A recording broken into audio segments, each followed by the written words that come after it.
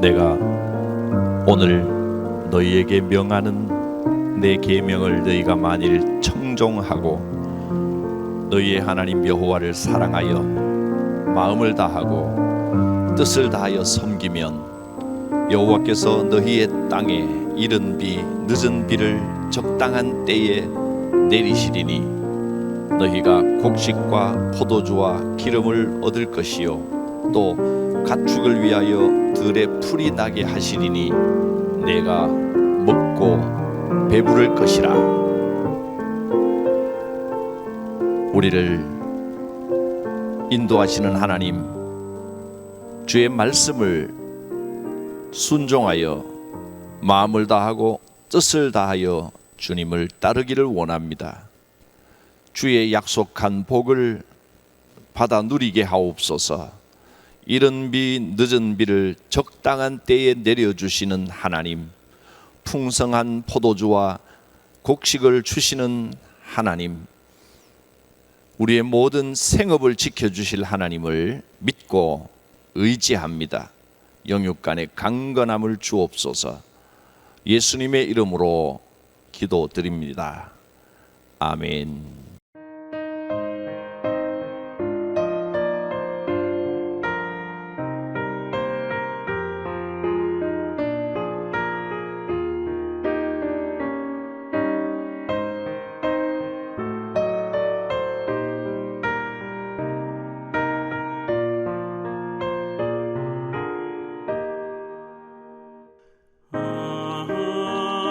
하나님의 은혜로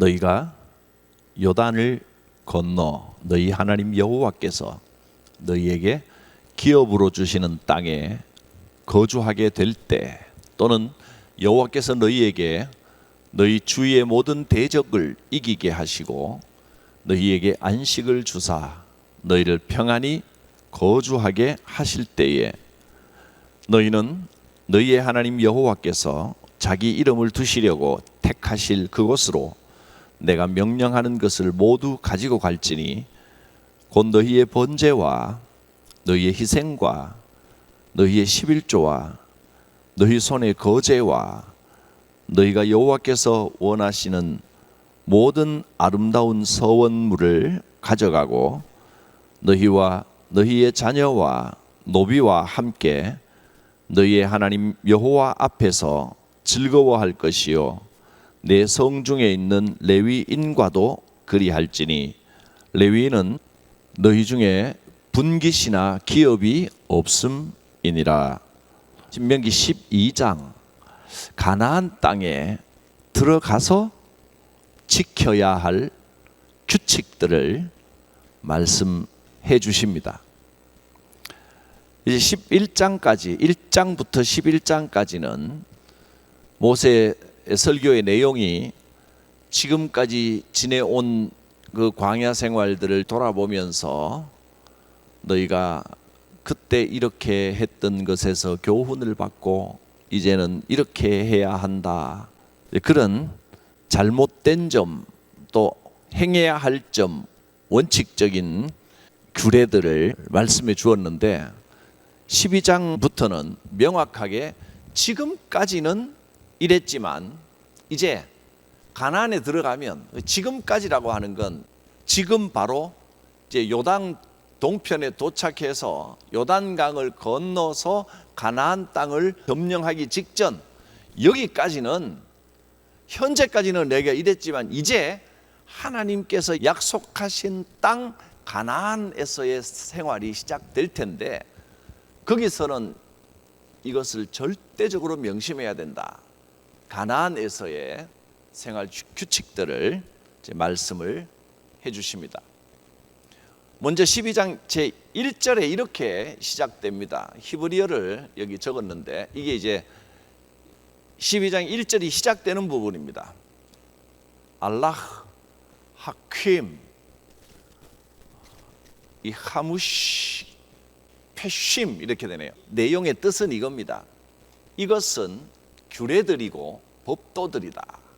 이 말씀을 제가 여기 히브리어 원어를 갖다가 써놓은 이유는 이 단어들이 계속해서 이렇게 반복해서 나오고 있다는 겁니다. 1장부터 1장 1절, 4장 44절, 6장 1절, 12장 1절, 29장 1절, 33장 1절, 이것은 너희가 지켜야 할 규례요 법도다. 이 말이 계속 나온다는 겁니다. 자, 밑에 12장 1절 내용을 제가 이렇게 적어놨습니다. 내 조상의 하나님 여호와께서 내게 주셔서 차지하게 하신 땅에서 너희가 평생에 지켜 행해야 할 규례와 법도는 이러하니라. 그 핵심은 이겁니다. 너희는 이 규례와 이 법도를 반드시 지켜야 한다. 특별히 약속의 땅에 들어가서 하나님께서 주신 그 약속하신 땅에서 너희는 반드시 이걸 지켜야 한다. 평생에 지켜야 할 이 의미는 반드시 일생 동안 주의를 기울여서 꼭 지켜야 할 내용들이다, 이런 뜻인데, 평생에 지켜야 할 규례, 이런 의미의 표현들이 그 밑에 나와 있는 역시 자주 사용하는 구문입니다. 자, 여기에서 이 말씀을 구체적으로 실행하는 장소가 나오는데, 그건 이곳에 이 지상에서의 한 장소, 땅을 의미하는 용어입니다.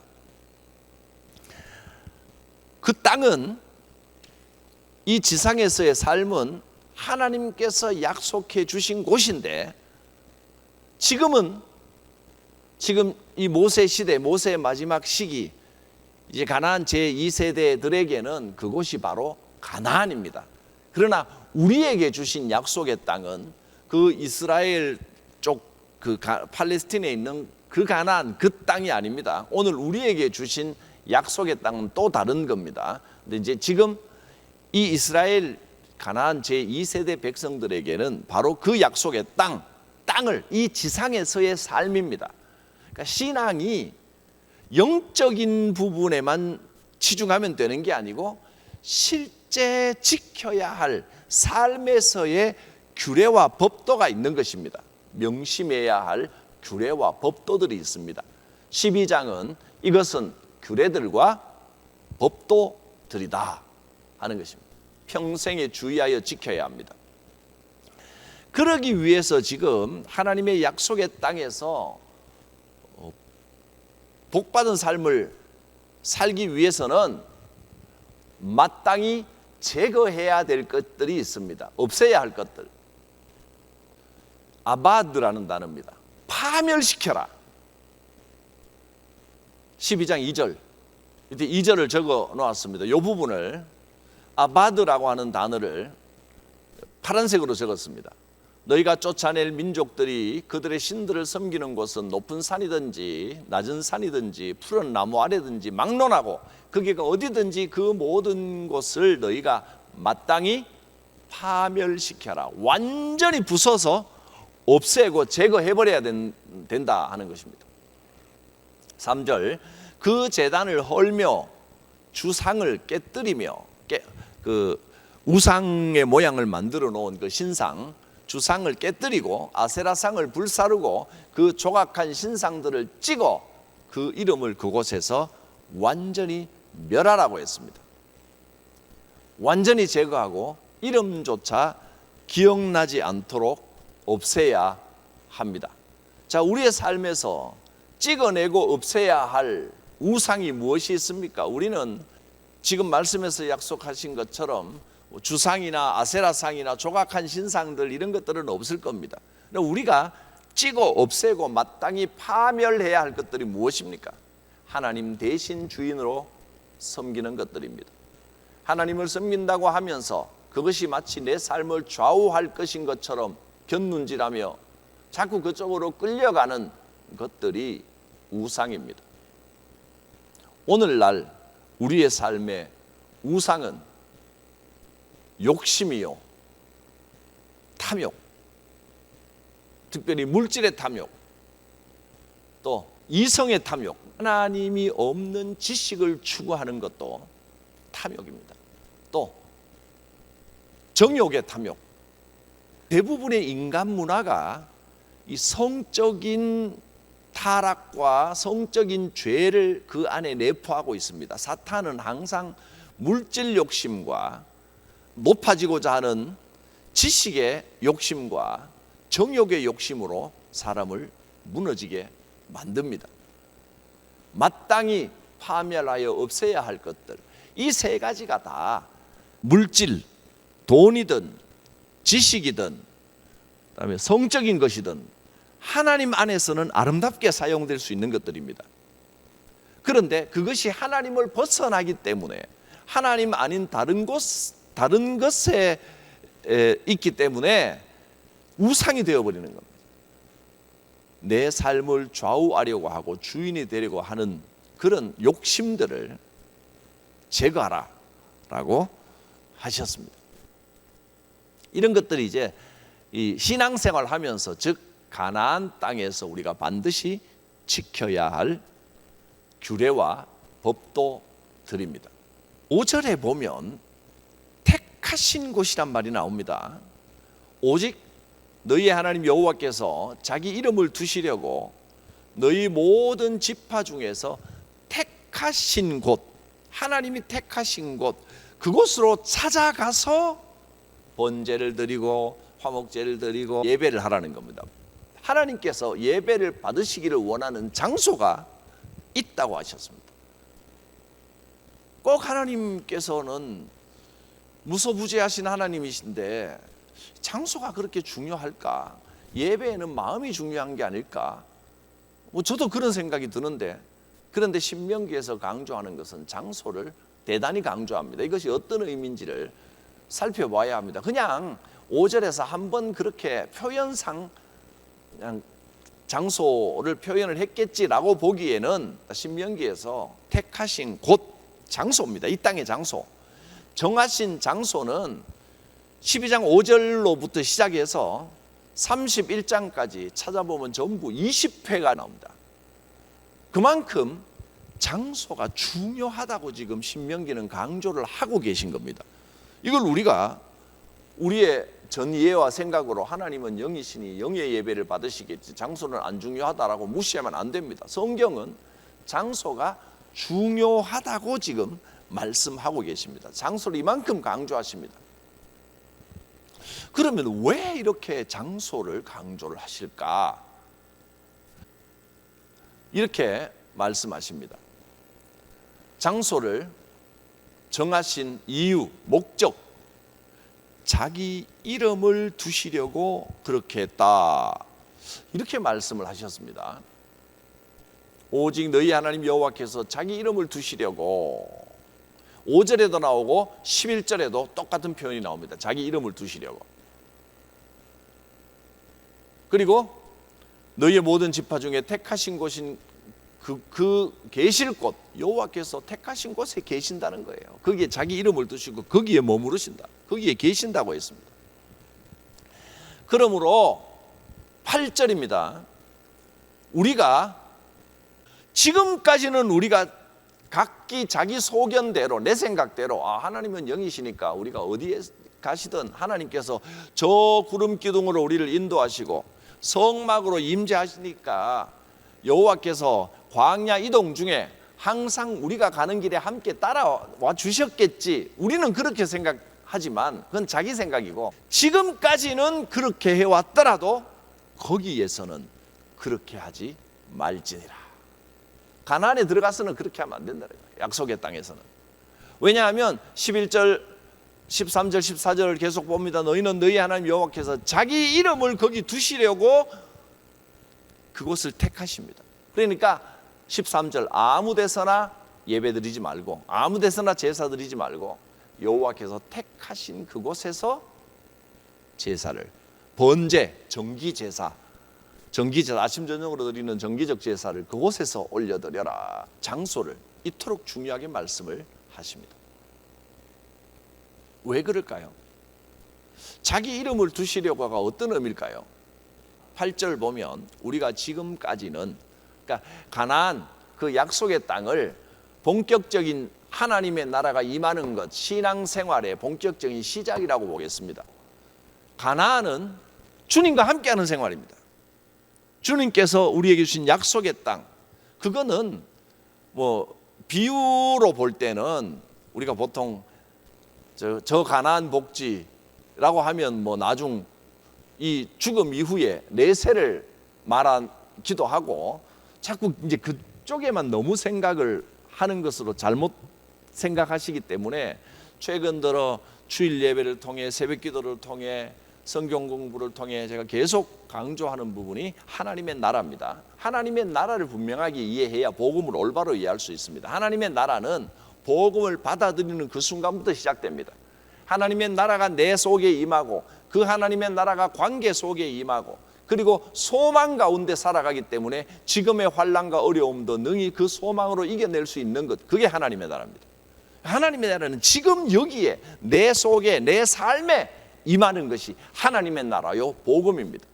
우리는 가나안 땅에 들어왔습니다. 그 가나안 땅은 하나님의 나라를 살아가는 우리의 신앙의 삶입니다. 어디에서 예배해야 할까요? 하나님은 영이시니까 우리가 어디서 예배하든지 무슨 상관이 있느냐. 아무 데서라도 예배하면 하나님 다 받으신다. 일면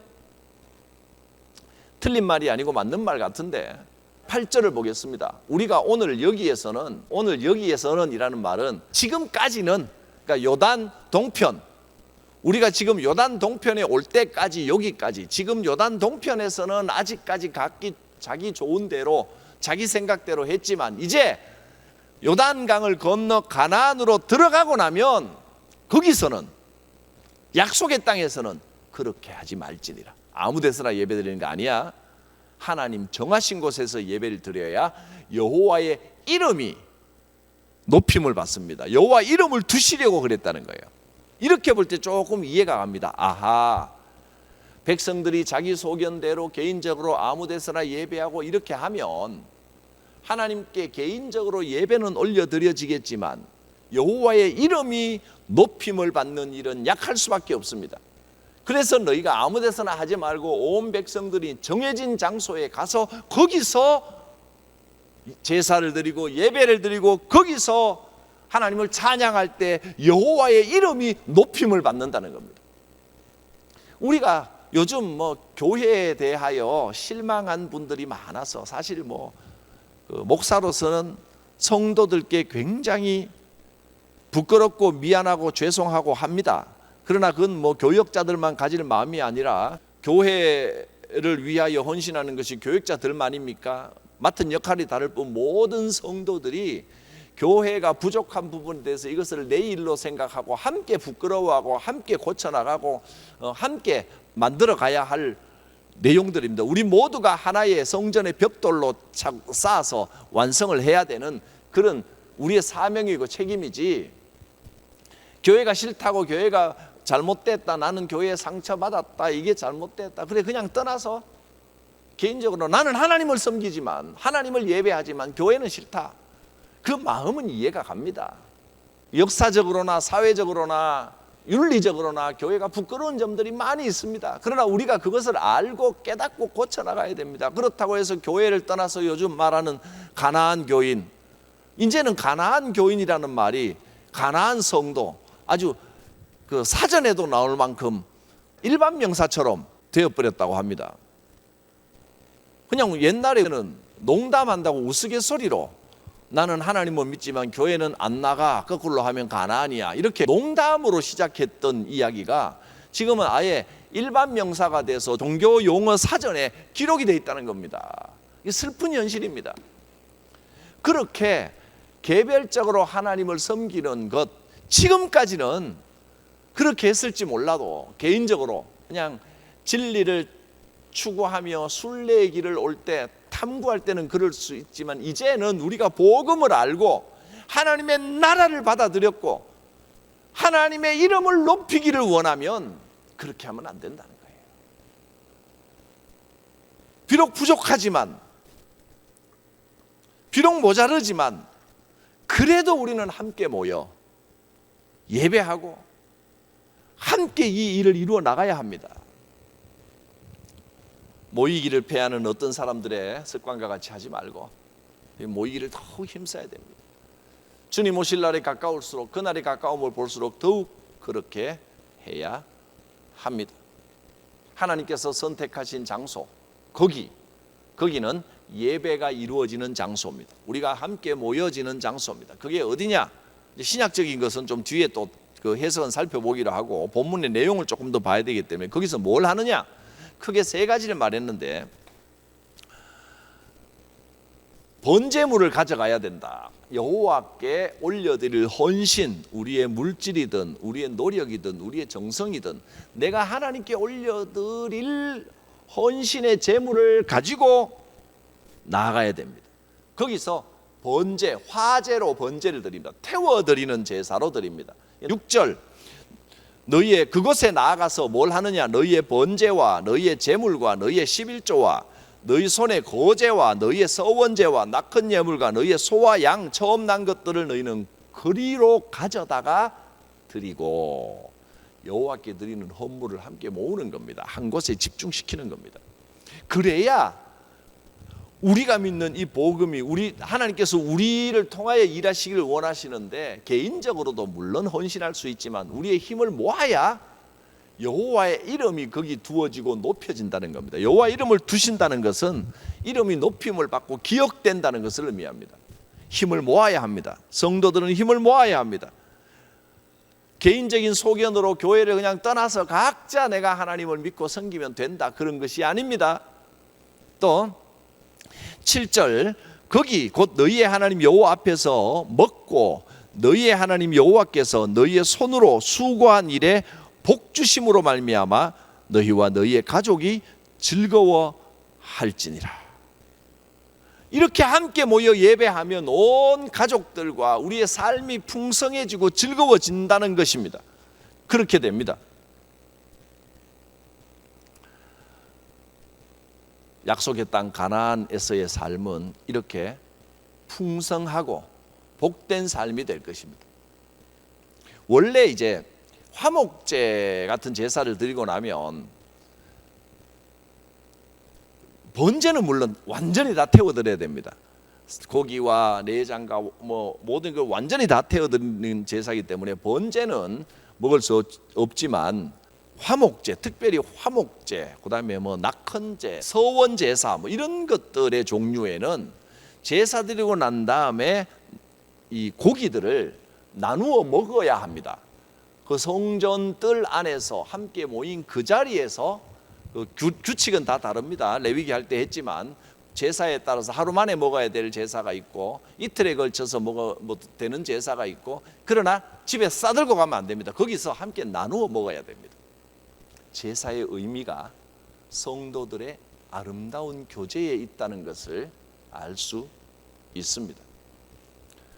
하나님 앞에 우리의 헌신의 제물과 헌신의 마음과 노력을 가지고 와서 하나님께 헌신하고 하나님을 높여드리고 또 11조의 예물을 드리고 또 온 그 예배하는 자들이 주 안에서 함께 식사하며 먹고 마시고 나누는 것이 예배요 제사입니다. 왜 이렇게 해야 하느냐?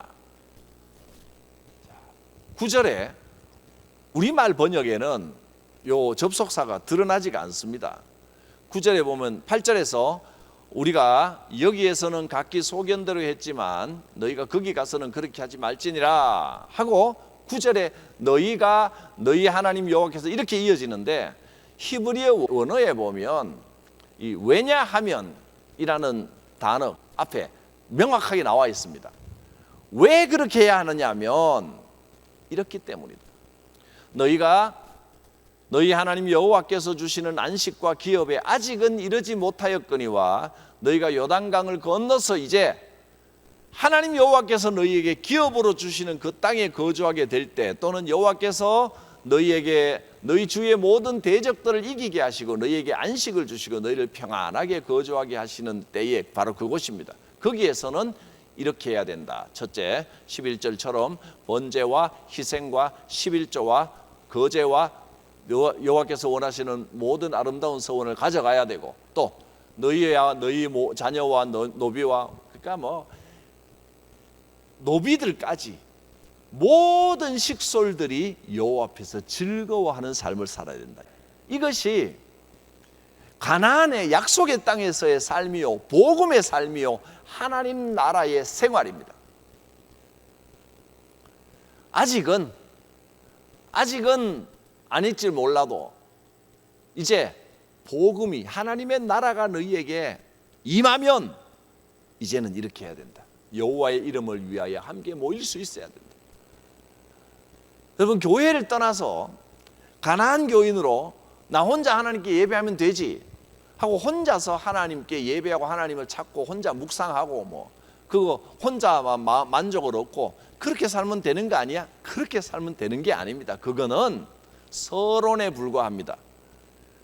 광야 생활은 가나안 땅에서의 복음의 삶, 성화의 삶을 위한 준비였습니다. 우리가 복음을 받아들였으면 이제는 이렇게 살아야 됩니다. 여호와의 이름을 높이고 여호와 하나님 앞에 헌신하고 또 이 하나님 나라 관계의 천국을 누리며 서로가 하나님 안에서 즐거워하는 이것이 이제는 우리의 가문, 가족과 가문, 자손 대대로 이어지고 교회의 전통이 되도록 대대로 이어지게 해야 할 사명을 우리가 받았다 하는 것입니다. 이 사명을 온전히 감당하기 위해서는 반드시 정하신 장소, 택한 곳에서 예배를 드려야 합니다.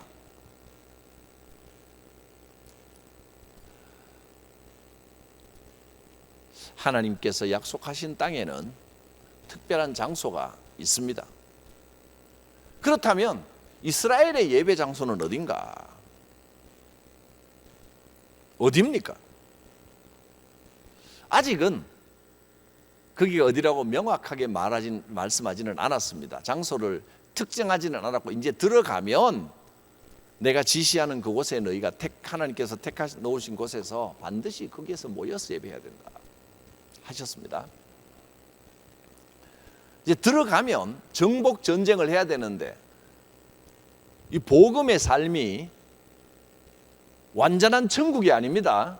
가나안 땅의 삶이 완전한 천국이 아니라, 가나안에 들어가면서 문제가 다 해결된 게 아니라 거기서 가나안에 거주하던 족속들과 전쟁을 치르고 또 거기에 뿌리 박혀진 습성들을 몰아내는 이제 영적인 전쟁, 죄와의 전쟁을 이제 시작하는 겁니다. 여러분, 복음을 받아들이고 하나님의 나라가 우리에게 임하였다는 것은 내 삶이 완전한 천국이 된다는 뜻이 아니고, 내가 천사처럼 변한다는 뜻이 아니고, 복음을 받아들이고 가나안 땅, 약속의 땅에 들어왔다는 것은 이제 거기서 또 죄와의 싸움을 시작하는 겁니다. 그리고 그 전쟁 후에 계속해서 죄와의 전투가 이어집니다. 문화적인 전쟁, 딱한 소욕과의 전쟁, 이것은 완전한 천국에 들어갈 때까지, 이 땅의 삶이 끝날 때까지 계속해서 이어져야 될 일입니다. 자, 그러면 이렇게 볼 때 가나안 땅이 이 땅의 삶을 끝내고 들어가는 영원한 천국입니까? 아니면 지금 우리가 받아들인 하나님의 나라, 이 복음을 살아가는 지금의 삶을 말하는 것입니까? 가나안 약속의 땅은, 그 의미는 지금 우리가 복음을 받아들이고 하나님의 나라 백성의 삶을 살겠습니다 하고 결단하고 살아가는 지금의 삶을 비유하는 것이 더 합당합니다. 택하신 장소에서 예배를 드리라. 보통 이스라엘은 이제 그 언약궤, 법궤를 아주 중요하게 여기죠. 법궤 앞에는 서면 하나님께서 지금 거기 임재하여 계시다, 하나님 앞에 서 있다, 이런 생각을 합니다. 그런데 법궤는 한 자리에만, 특정한 장소에 머무르는 게 아니라 광야의 특성을 드러냅니다. 언제든지 이동할 수 있습니다. 그렇기 때문에 법궤가 머물러 있는 거기가 다 하나님이 택하신 장소라고 볼 수는 없습니다. 지금까지는 그래 왔지만, 내가 가는 곳에 성령께서 어디나 오시기 때문에 내가 언제나 하나님을 만날 수 있고 하나님께 예배할 수 있다, 그렇게 말할 수 있습니다. 그러나 지금까지는 그랬지만은 이제는 너희가 택하신 곳에 모여 예배해야 한다. 특별한 은혜의 방편이 있는, 중심이 되는 중앙 성소가 있다는 겁니다. 법궤는 이동할 수 있다. 그렇다고 법궤가 머무는 모든 것을 여호와께서 선택하신 장소라고 말할 수는 없다. 그럼에도 불구하고 하나님께서는 하나님 편이 아닌 인간의 관점, 인간의 입장에서 그 백성들을 위해서 하나님과 백성들이 만나는 한 예배의 장소를 택하여 주시는 겁니다. 그것은 여호와의 이름을 기념하는, 여호와의 이름이 기억되게 만드는 특별한 장소입니다. 은혜의 방편으로서 특별한 임재가 있는 이스라엘의 중앙 성소입니다. 이제 지금까지도 그들의 삶을 인도했지만, 이제는 더욱 특별한 은혜의 방편으로 여호와 이름이 높임을 받고, 우리가 이 복음의 삶을 통하여 여호와 이름을 온전히 높여드릴 수 있는 특별한 방편을 한 장소에서 예배함으로 이루게 해주겠다고 약속을 하신 겁니다. 자, 여러분, 성광교회가 여러분의 그 택하신 장소가 될 수 있길 바랍니다. 이것이 중앙성소가 될 수 있기를 바랍니다. 제가 중앙성소라는 표현을 쓴 것은 여기에서 모든 일이 다 이루어지고 여기 밖에서는 아무 일도 안 이루어진다는 뜻이 아니고 센터라는 겁니다. 여기가 베이스 캠프입니다. 여기에서 중요한 모든 일이 일어나고 또 여기에서 힘을 얻고 이 베이스 캠프입니다. 그리고 각자의 삶에서도 예배하는 삶을 사는 겁니다. 이곳이 중앙 성소가 됩니다. 하나님께서 그렇게 우리에게 선물해 주시고 베풀어 주셨습니다. 그 다음에 13절 이하에 보면 이렇게 장소를 말씀하시고 난 다음에 너는 고기를 먹고 또 여호와 앞에서 즐거워하고 하지만 즐거워하는 것 때문에 삼가해야 될 것을 잊어버리면 안 된다 하는 말씀입니다. 고기를 먹으며 즐기되 자신을 주의하고 함부로 행하지 말라. 라자를 제가 하나 더 적었네요. 함부로 행하지 말라라가 아니고 말라. 13절 너는 삼가하라.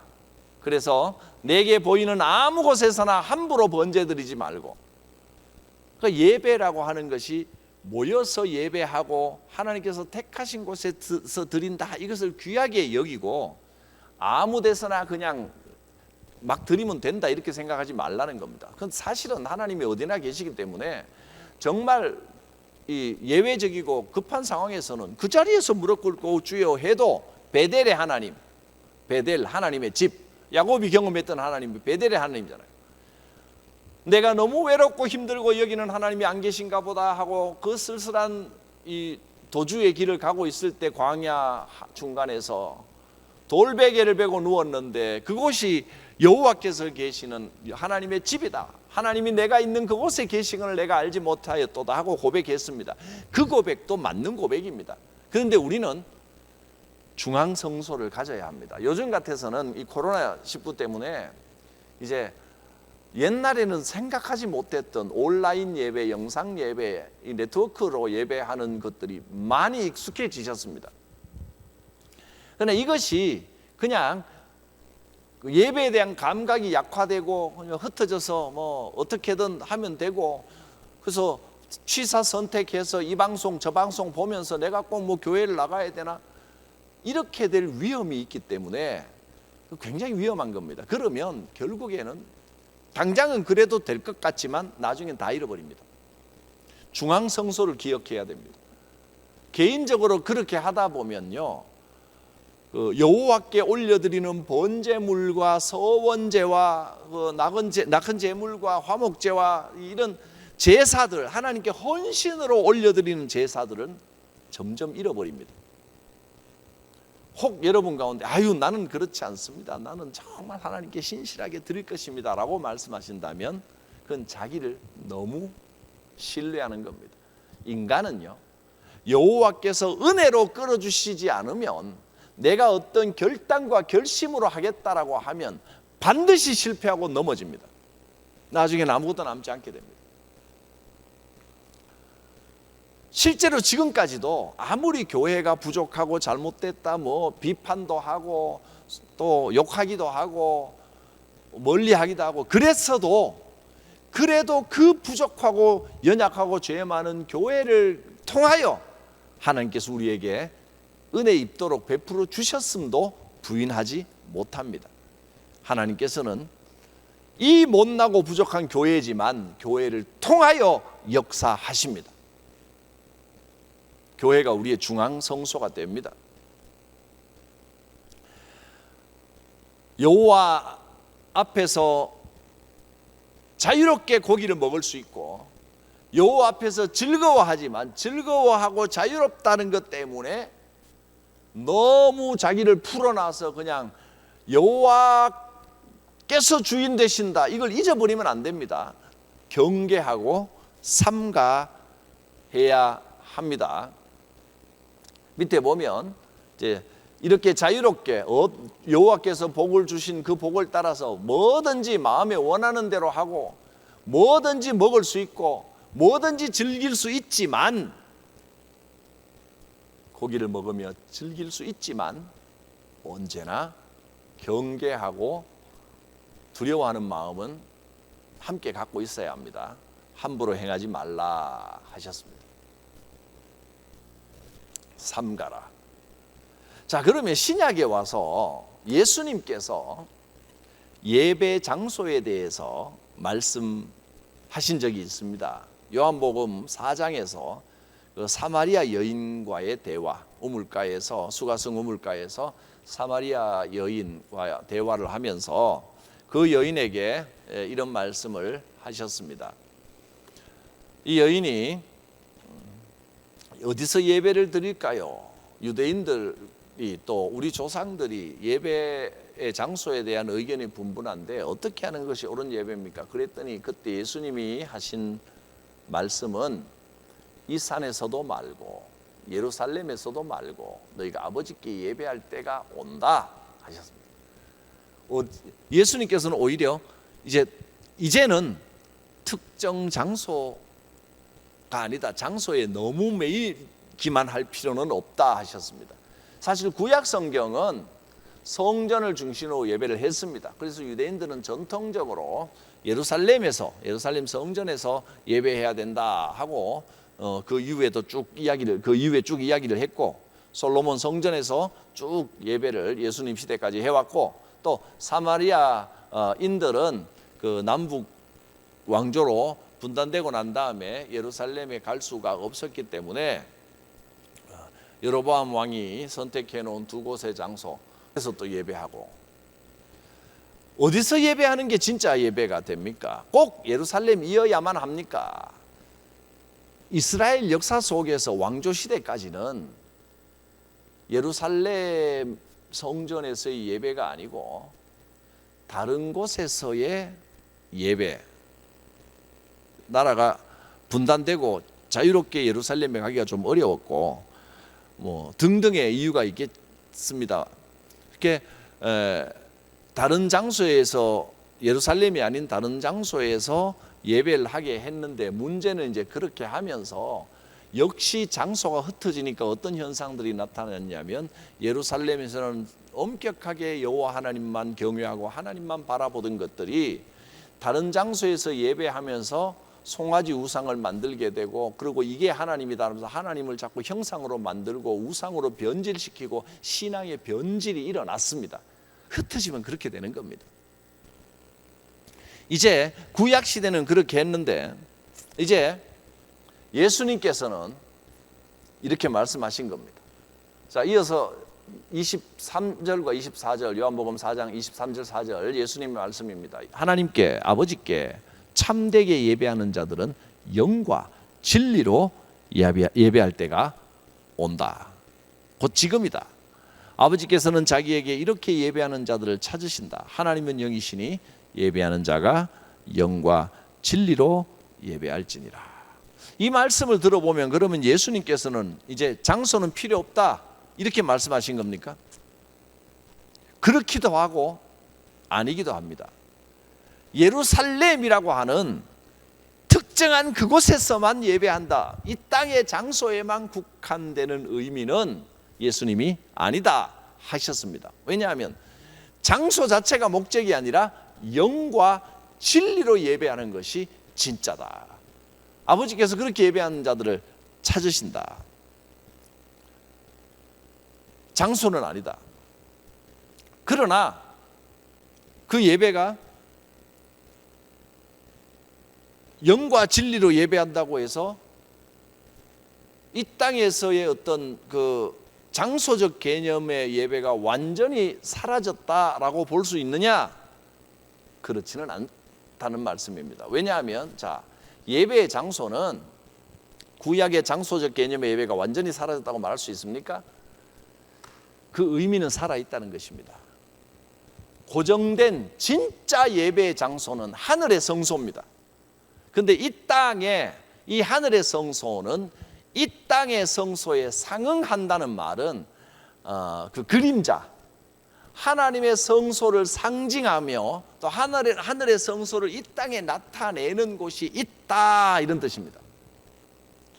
오늘날 예수 그리스도의 속죄, 그 구속의 은혜와 역사로 하나님의 언약 백성들이 모이는 곳, 그곳은 그리스도의 몸인 교회입니다. 이 땅에 존재하는 교회이기에 부족하고 잘못된 길로 가끔 걸어가기도 하고, 그러나 하나님께서는 고쳐서 쓰셨습니다. 지금까지도 그래왔고 앞으로도 그럴 것입니다. 여러분, 교회를 베이스 캠프로 삼으십시오. 교회를 중앙성소로 삼으십시오. 그리고 교회에 부족하고 잘못된 것은 끊임없이 우리가 함께 고쳐가며 개혁해 나가는 겁니다. 그것이 우리가 속해 있는 개혁신앙, 개혁교단의 개혁신앙입니다. 우리는 끊임없이 잘못됐다는 것을 인정하고 끊임없이 고쳐나가고 바꾸어 나가고, 그러면서도 교회에 소망이 있고 하나님의 뜻이 있다고 믿는 그런 믿음을 고백하는 개혁신앙을 가지고 있는 것입니다. 기도합니다. 거룩하신 하나님, 은혜의 장소를 떠나지 않는 성도가 되게 하시고 하나님의 이름을 위하여 예배하고 헌신할 때에 하나님께서 영광을 받으시고 우리가 택하신 장소에서 여호와를 예배할 때에 우리를 통하여 크고 놀라운 일을 이루실 하나님을 믿고 의지합니다. 특별히 이 땅의 교회들을 붙들어 주시고 교회들의 잘못되고 썩은 것들을 고쳐주시고 날마다 하나님의 나라 그 크고 놀라운 은혜를 누리면서 회복되고 고쳐지고 자정하는 교회와 성도가 되게 하옵소서. 예수님의 이름으로 기도드립니다. 아멘.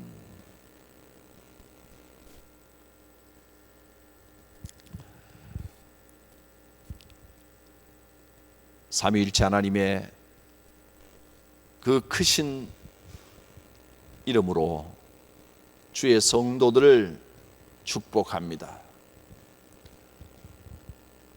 우리를 택하시고 사랑하셔서